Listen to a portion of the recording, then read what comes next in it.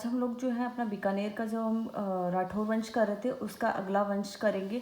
तो हम लोगों ने पढ़ लिया था कि जैसी जो है मालदेव से हार चुका था और मालदेव ने बीकानेर पे कब्जा करके कोम्पा को जो है जो उसका सेनापति था उसको छोड़कर खुद वो जोधपुर चला गया था। तो अभी जो बीकानेर में कौन है तुम्हारे यहाँ पे, मालदेव का सेनापति है कोम्पा। तो अब जैसी का बेटा था कल्याणमल, ठीक है। कल्याणमल के बारे में हम बात करते हैं, यहाँ से इसकी कहानी शुरू होती है। ज़्यादा कुछ खास नहीं है बीकानेर में, है तो छोटा सा ही टॉपिक। अब आगे कल्याणमल के बारे में अगर हम बात करते हैं तो ये भाई अब इसके पास राज्य तो है नहीं, ये बेरोजगार बैठा हुआ है। तो अब यहाँ पे हमने कहा कुम्पा के पास जोधपुर है, ठीक है, जोधपुर कुम्पा के पास में है। तो अब क्या हुआ कि ये जो कल्याणमल है ये भागा भागा कहाँ पे गया, शेरशाह सूरी। उस टाइम दिल्ली में किसका राज था, शेरशाह सूरी का। तो सूरी वंश का राज था, तो शेरशाह सूरी वहाँ पे बैठा हुआ था। और इसी का ही कज़न था मालदेव का वीरमदेव मेड़ता। तो इनके आपस में किसी जो ऊँट को लेकर लड़ाई हो चुकी थी वीरमदेव मेड़ता और मालदेव की। तो शेरशाह सूरी के पास में कौन गए तुम्हारे यहाँ पे, एक तो गया कल्याणमल और एक गया तुम्हारे यहाँ पे वीरमदेव मेड़ता। ये दोनों गए शेरशाह सूरी के पास में, किसके खिलाफ, मालदेव के खिलाफ। कि भाई मालदेव, बात ये है कि हमें जो छीन लिया शेरशाह सूरी को सपोर्ट करेंगे और मालदेव को हराकर हम अपना अपना राज्य ले लेंगे, ठीक है। अब भाई यहाँ पे सबसे इम्पॉर्टेंट है मतलब पॉइंट, अगर हम एग्जाम पॉइंट ऑफ व्यू से बात करें तो बहुत ही छोटे छोटे टॉपिक्स ही आते हैं इसके अंदर से, पूरी कहानी बताने का कोई तुक नहीं है। तो यहाँ पे आता है कि अब मालदेव के साथ में युद्ध कौन लड़ेगा, शेरशाह सूरी। शेरशाह सूरी का साथ कौन देगा, बीकानेर का कल्याणमल जो बेरोजगार बैठा हुआ है और वीरमदेव मेड़ता, ठीक है, इनके लिए। और वीरमदेव मेड़ता का जो मेड़ता भी इसने मालदेव ने छीन लिया था।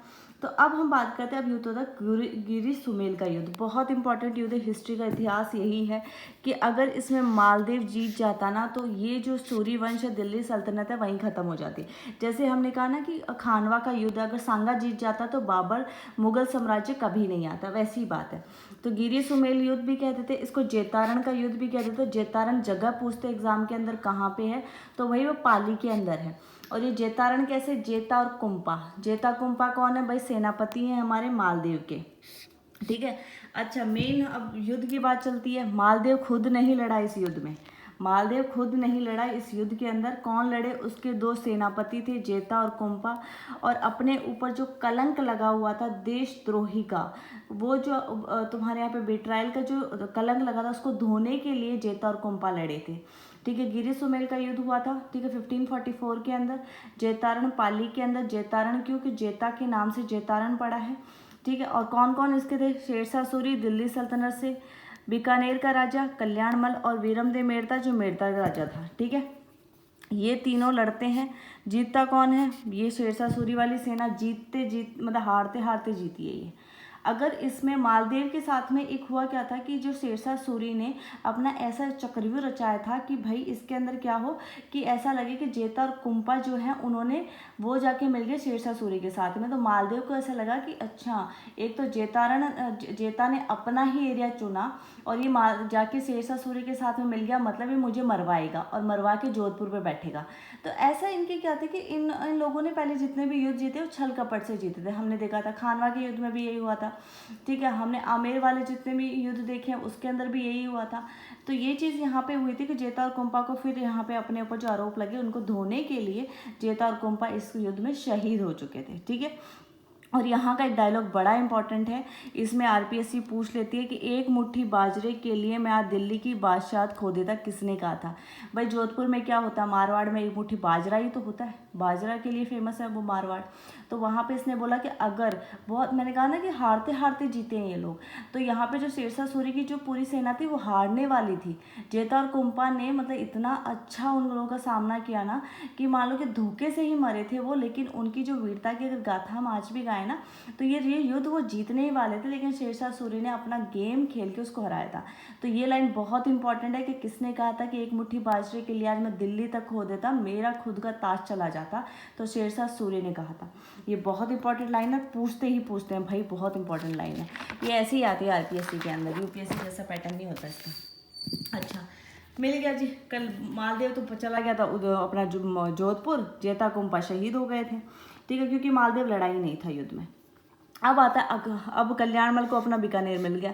कल्याणमल को बीकानेर मिल गया। नवंबर 1570 के अंदर अकबर ने नागौर दरबार लगाया। नागौर दरबार हमें पता है क्यों लगाया था, कि भाई मुगलों की जो है तुम्हारे अधीनता स्वीकार करने के लिए, ठीक है, कि अपनी भी ट्रीटी साइन कर ले। तो यहाँ पे नागौर दरबार में जी कल्याणमल जी गए थे, अपने 2 बेटों के साथ गए थे। एक तो हो गया राय सिंह, आगे पढ़ेंगे। एक आएगा पृथ्वी सिंह। ये पृथ्वी सिंह कौन है? ये राजा नहीं बना था पृथ्वी सिंह राजा नहीं बना था, ये कविताएं लिखता था, ठीक है। और राय सिंह जो है ये राजा बना था, और ये इतना बेहतरीन राजा था ना कि अपने बीकानेर के इतिहास में गंगा सिंह और अनूप सिंह के बाद में इसी को ही माना जाता है, ठीक है।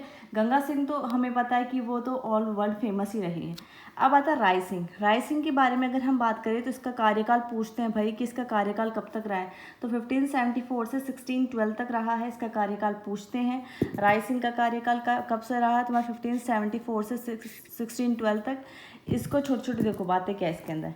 इसको महाराजा की उपाधि दी गई थी, ठीक है, इसको महाराजा की उपाधि दी गई थी।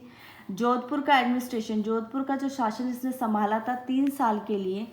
कब संभाला था? जब तुम्हारे यहाँ पे जोधपुर का जो चंद्रसेन है, जो तुम्हारा यहाँ पे भूला बिरसा राजा है, मारवाड़ का जो तुम्हारा महाराणा प्रताप है, किसको कहते हैं मारवाड़ का महाराणा प्रताप? चंद्रसेन को। तो जब चंद्रसेन यहाँ से भाग के भद्राजुन चला गया था, तो यहाँ पे जोधपुर के अंदर 3 साल तक यही रहे थे, यही वहाँ के कलेक्टर बन के रहे थे, ठीक है। राय सिंह के बारे में अगर हम बात करें तो इसने अकबर और जहांगीर दोनों का काल देखा था। दोनों के अंदर ही अपना इसने जो आगे परचम लहराया था। अकबर ने इसे 4000 का मनसब दिया था और जहांगीर ने इसे 5000 का। मेन अकबर के टाइम में जो आमेर के मान सिंह की जो वैल्यू थी ना, जहांगीर के टाइम पे वो राय सिंह की वैल्यू थी। समझ में आ गया? अकबर के टाइम पे जो मान सिंह की वैल्यू थी, वही जहांगीर के टाइम में राय सिंह की वैल्यू थी। मतलब आगरा तक सौंप के चला जाता था जहांगीर इसके लिए, ठीक है। इसके लिए मुंशी देवी प्रसाद, ये नाम इंपॉर्टेंट रखना है। उसने क्या कहा है इसे? राजपूताने का कर्ण। तो मुंशी देवी प्रसाद ने क्या कहा है तुम्हारे यहाँ पे? राजपूताने का कर्ण कहा। राजपूताने का कर्ण किसको कहा? राय सिंह को। किसने कहा? देवी प्रसाद ने, ठीक है। और इसके एक चीज़ और आती है तुम्हारे यहाँ पे, जो करमचंद वंशोत का कीर्तनम है, उसमें इसको राजेंद्र कहा है। कौन सी? जयसोम वाली। कौन सी है भाई? जयसोम वाली, जिसमें हमने क्या कहा था कि तुम्हारे लूणकरण को क्या कहा था? कलयुगी कर्ण कहा था ना। वो तो आगे तुम्हारा जयसी रोचंद। और यहाँ पे दानी कर्ण कहा था इसके अंदर। तो लूणकरण को दानी कर्ण किसने कहा था? इसी जयसोम की इसी पुस्तक में कहा था। तो इसी पुस्तक में से राजेंद्र कहा गया। इसकी मृत्यु हो चुकी थी बुरहानपुर के अंदर, बुरहानपुर में ये इनकी मृत्यु हो चुकी थी। आगे हम देखते हैं इनकी कुछ उपलब्धियाँ क्या क्या है। इन्होंने जो जूनागढ़ किला, बीकानेर का बड़ा फेमस किला है भाई जूनागढ़ किला, वो इन्होंने बनाया था, ठीक है। और किसके देखरेख में बनाया था? करमचंद पवार। तो आर्किटेक्चर कौन था? करमचंद पवार। बनाया क्या? जूनागढ़ किला। कहाँ पे बनाया था? बीकानेर में राय सिंह ने बनाया था। यहीं पे सूरज पोल पर, पोल मतलब दरवाजे होते हैं, वहाँ पे जयमल और पत्ता की हाथी पे बैठे, मतलब गज मतलब हाथी पे बैठे मूर्ति है, ठीक है। स्कल्पचर है तुम्हारा हाथी के ऊपर बैठे हुए। तो ये जूनागढ़ किला क्यों बना? मतलब जूनागढ़ है कहाँ पे? गुजरात में।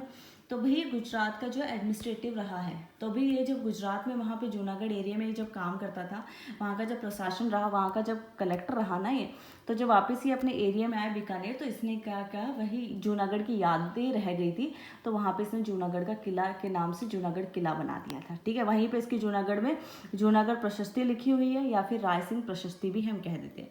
इसी के काल में जोधपुर के अंदर तुम्हारे यहाँ पे चित्रकला जो है, तुम्हारे यहाँ पे आर्ट एंड आर्किटेक्चर की शुरुआत हुई थी। और इसकी एक बुक आती है जो चित्रकला के लिए फेमस है, वो है कि तुम्हारे यहाँ पे भागवत पुराण। तो भागवत पुराण पूछ लेते हैं, ठीक है, कहाँ की क्या है। अब लास्ट में इसके भाई आ गया पृथ्वी सिंह राठौर।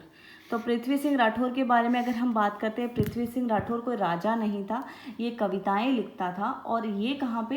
अकबर के दरबार में रहता था। और अकबर ने इसे गागरोन का किला जो है तुम्हारे यहाँ पे जागीर में दे दिया था, ठीक है। जागीर के अंदर गागरोन का किला दे दिया था। वहाँ पे बैठ के इसने बड़ी ही फेमस बुक लिखी, जो कि डिंगल भाषा में थी, डिंगल लैंग्वेज हुआ करती थी उस टाइम की।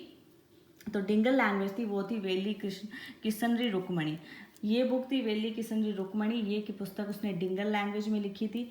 और उसी अकबर के दरबार में इसका दोस्त था, तो दोस्त को बोला भाई तू पढ़ के बता। दोस्त का नाम था दुर्साड़ा। ये दुर्साड़ा हम भूल नहीं सकते, जो महाराणा प्रताप की जो आगे तुम्हारे यहाँ पे बड़ी बड़ी वीर गाथाएं लिखता था, अकबर के दरबार में बैठ के अकबर की बेइज्जती करता था ये, ठीक है। तो ये दुर्साड़ा इसका फ्रेंड था। दुर्साड़ा ने जब इस बुक को पढ़ा, वेली कृष्ण रुक्मणी, कहा कि भाई तूने क्या लिखा है, मैं इसको पढ़ के बिल्कुल नहीं बोर हुआ, ये तो 5वां वेद है, 19वां पुराण है, पूछ लेते हैं।